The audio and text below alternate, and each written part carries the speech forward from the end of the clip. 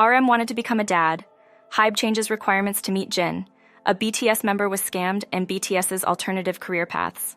Hybe has updated the requirements for attending BTS member Jin's Hug event, following criticism from fans, who accused the original criteria of being a marketing tactic to sell remaining albums, according to the artist's agency on Weverse.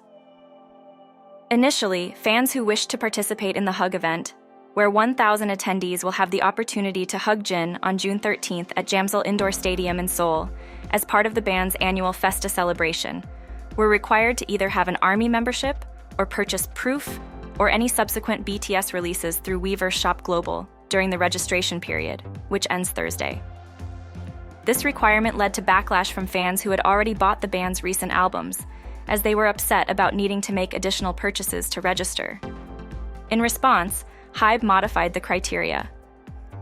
Now, fans who have purchased Jin's solo single The Astronaut or BTS Proof through Weverse Shop Global at any time are also eligible. The online criticism started shortly after Hybe announced the original criteria. The agency later issued an apology, acknowledging that they had not established more considerate qualifications initially. On Monday, Hybe officially announced the rule change on Weverse, again apologizing for the inconvenience caused during the application process.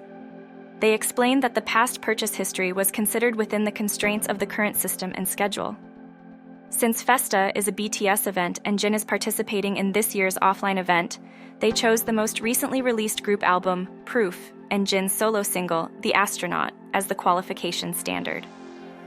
Fans who met the original criteria will still be eligible to register. The agency emphasized that customers who purchased albums after the event's announcement should not be disadvantaged. However, those who own BTS albums released before Proof, but do not have Proof or other eligible music remain excluded from the event. The 2024 Festa, including the Hug event, will be held at the Jamsil Sports Complex in Songpa District, Southern Seoul, on June 13th. Various activities, including photo zones, will be available for fans. On June 3rd, a former Kim and Chang lawyer expressed his opinion that Bilift Lab's defamation lawsuit against Adore CEO Min Hee-jin might not result in a conviction. The lawyer shared his thoughts on YouTube, discussing Min Hee-jin's second press conference and the impact of her injunction to prevent Hybe from exercising their voting rights to remove her as CEO. In a video, he addressed a comment asking about the likelihood of the defamation lawsuit by Bilift Lab leading to a conviction. He responded that he expected an acquittal, noting Min Hee-jin's previous success in securing a temporary injunction against Hybe. He explained that this decision would be presented to the investigative agency and would likely influence the police's stance on the matter. Bilift Lab filed a defamation complaint against Min Hee-jin on May 22nd. This was in response to her allegations that the agency had plagiarized Adore's New Jeans concept, music video, choreography, and outfit styling for their new girl group, ILIT. Hybe had called for an extraordinary shareholders meeting with the aim of dismissing Min Hee-jin from her position as Adore's CEO, accusing her of taking over the agency's management rights and separating it from its parent company. Hybe owns 80% of Adore, while Min Hee-jin owns 18%, and Adore employees hold 2%. During the second and final hearing of the trial on May 30th, the Seoul Central District Court's Civil Agreement Department granted Min Hee-jin a temporary injunction. This ruling allowed her to remain as Adore's CEO and prevented Hybe from dismissing her. Min Hee-jin had accused Hybe chairman and producer Bang PD of plagiarizing New Jeans' concept for Bilift Lab's girl group, ILIT. Hybe countered by accusing her of breach of trust. However, the court found the evidence provided by Hybe insufficient to justify her dismissal. The court emphasized the need for a thorough investigation of evidence and detailed hearings to determine if there were valid reasons for her dismissal or resignation. They stated that the arguments and data presented by Hybe did not adequately support their claims. The court also noted that raising concerns about plagiarism by another agency under Hybe Corporation, Bilift Lab, was part of Min Hee-jin's contractual duties to protect New Jeans. While Hybe viewed these actions as treacherous, they did not constitute a breach of trust. According to South Korean media outlet Sports Kyunghyang, the court concluded that it was difficult to view such actions as a breach of trust toward Adore. Actor Taz Singh has gained significant popularity after his appearance in BTS leader RM's music video Lost. In the video, RM captures the emotions of feeling lost with his excellent wordplay, while Taz, featured in a skit, became notable for being the first Sikh actor in a BTS music video. This representation was celebrated by Indian BTS fans. In an interview, Taz discussed his newfound fame, how he got involved in Lost, his interactions with RM, and his future plans. When asked about how his life has changed since the music video, Taz shared that it has been a pleasure and honor to see the reactions from Indian fans. He received many heartwarming messages from the BTS Indian Army, with many expressing their pride in him. Taz emphasized that making others happy is important to him both as an actor and as a person, and he feels blessed and grateful for the positive impact he has had. Regarding how he ended up in the music video, Taz explained that his UK agent received a confidential audition call for a Korean project, without initially knowing it was for BTS. Having grown up with Asian and Korean friends, Taz was familiar with Korean culture and music, which inspired him to pursue the audition. After a couple of auditions, he learned that the project was for RM, and he was thrilled and at a loss for words. Taz expressed his gratitude to San Yeon, the creative director of the music video, for his guidance and creative inspiration. He described working with RM as magical, highlighting RM's talent and the amazing experience on set. Taz recalled how RM took care of everyone, even ensuring they had food delivered during a hard-working day on set. He praised RM as an incredible artist and a fantastic human being, noting how much he enjoyed the music even when the cameras weren't rolling. Looking ahead, Taz mentioned that he recently finished a project and is in talks with an Indian airline for commercials. He has also had several Bollywood auditions and is in discussions for a Korean drama.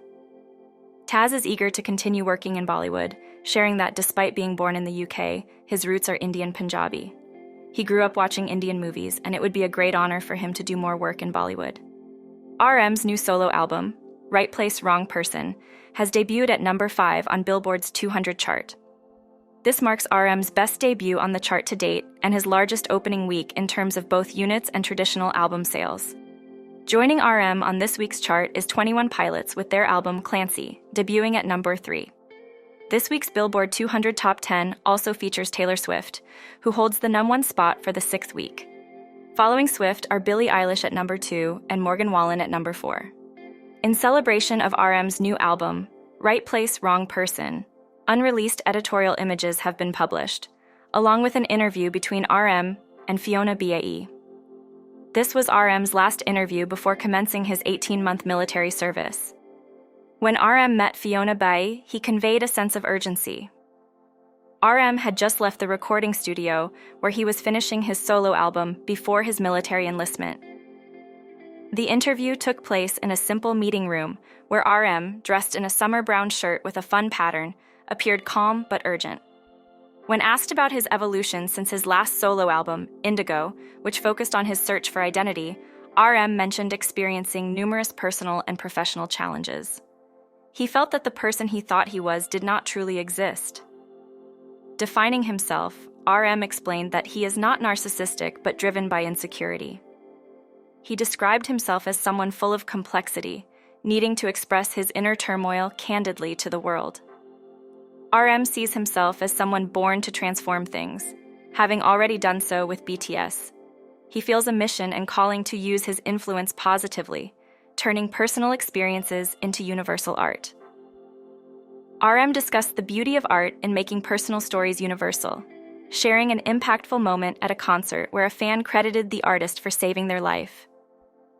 This experience reinforced RM's belief in the power of music to save lives. He emphasized that this calling is essential for his survival in BTS, without which he felt he could not continue. When asked about dealing with fame, RM said he learned metacognition early, allowing him to juggle the stress and benefits of fame. He mentioned seeing an Instagram post about the habits of happy people and realizing that he already practiced those habits, suggesting he might be happy. RM tries to express his feelings openly, acknowledging the K-pop industry's pressure and the importance of honesty. RM revealed that he uses albums and social media to show his vulnerability, despite criticism. He believes that honesty and openness are ways of connecting with people, expressing love through his work. RM emphasized the intensity of his life in the past decade, with little time to consider anything beyond immediate tasks. Discussing contemporary Korean culture, RM noted that while some artists might embrace bold and brave attitudes, he was more motivated by fun than resistance. He expressed that understanding Korean culture is complex, with a unique dynamic that's hard to define. RM highlighted Seoul's fast-paced and intense environment, where constant disintegration and reassembly foster creativity. RM described Seoul as dynamic yet sometimes suffocating, with immense opportunities for those who endure its intensity. He acknowledged the city's challenges but emphasized the personal growth it can inspire. Growing up in Korea has had a profound impact on RM. He spent his childhood in Ilsan, a new town near Seoul, and after spending time abroad, he realized how much his roots sustained him. RM reflected that childhood experiences hold a significant influence, whether one chooses to emulate them or react against them. He described his childhood as happy, filled with love and lifelong friendships. His deep affection and nostalgia for Korea are fundamental to his identity. He noted that K-pop's intense and dynamic nature comes from the fusion of Korean culture and pop, likening himself to a salmon returning to its stream as a way to navigate the K-pop world without losing his sanity. Discussing the K-label, RM expressed that the Korean government and domestic media seem very proud of Korea's achievements despite its size and location between Japan and China. He observed that the fascination with the K prefix also comes from outside Korea, as people try to understand the unfamiliar by categorizing it. RM appreciated the effort to label something as Korean, acknowledging that while some creators might find it restrictive, it enables artists to individualize their identity within the broader K label. RM believes K-pop has developed a strong sonic identity that many countries attempt to emulate. He mentioned that BTS started as a hip-hop group inspired by acts like Run DMC and the Beastie Boys, but evolved into their current form. RM encouraged people to see K-pop as more than just music, emphasizing its dance, music videos, and ancillary content. He noted that many who initially held negative views about K-pop often became fans after exploring it more deeply. RM has always been surrounded by subculture and considers himself a genuine fan. Despite being seen as polished in the K-pop world, he is drawn to raw and eruptive elements of subculture. In fashion, RM shared that Bottega Veneta recognized his cultural influence, making him their only global ambassador because the creative director admired his lifestyle and art. Fashion has been a significant part of RM's life. He recalled being obsessed with fashion early in his music career, experimenting with different styles like streetwear and gothic fashion. Over time, he transitioned to a more classic and comfortable style, seeking timeless pieces. Recently, RM has been interested in trying more unusual and kitschy styles. He views fashion as a subtle yet expressive way to convey his feelings and identity. When asked about creating his fashion brand, RM admitted that fashion no longer inspires him as much since discovering art. Free Soul's debut last year significantly boosted Korea's reputation, demonstrating that global attention wasn't limited to K-pop and K-drama, but extended to the Korean art scene as well. RM's presence at the fair generated substantial buzz. Starting his art collection journey in 2018, RM's influence on young collectors has been notable. Thaddeus Ropak mentioned that young Korean collectors, including RM, exhibited a deep knowledge and passion for a diverse range of artists and periods, a phenomenon he hadn't observed in other countries. RM shared that while touring globally, he developed an appreciation for museums and the artworks he had studied in school. This led him to realize his familiarity with Western artists like Monet and Van Gogh, but not with Korean artists. His love for Korean modern and contemporary art grew, especially considering the artists' resilience during the Japanese occupation and the Korean War. He found comfort in their struggles, which he felt dwarfed his own challenges. RM clarified some common misconceptions, noting that he does not admire all artists within the Dansekwa movement, which emerged in Korea during the 1950s. He specifically respects Yoon Hyung-kun. RM delved into the history by meeting old gallery owners and families of deceased artists to understand their struggles and camaraderie, despite their differences and conflicts. Recently, RM started collecting antique Korean art, driven by curiosity about what influenced the artists he admired. He found that the best way to learn about antique art was to purchase it, examine it closely, and understand its creation. He admitted to having bought a fake piece but viewed it as a learning experience. RM described the tactile connection with oxidized and aged objects as a way for the soul of the art to resonate with him.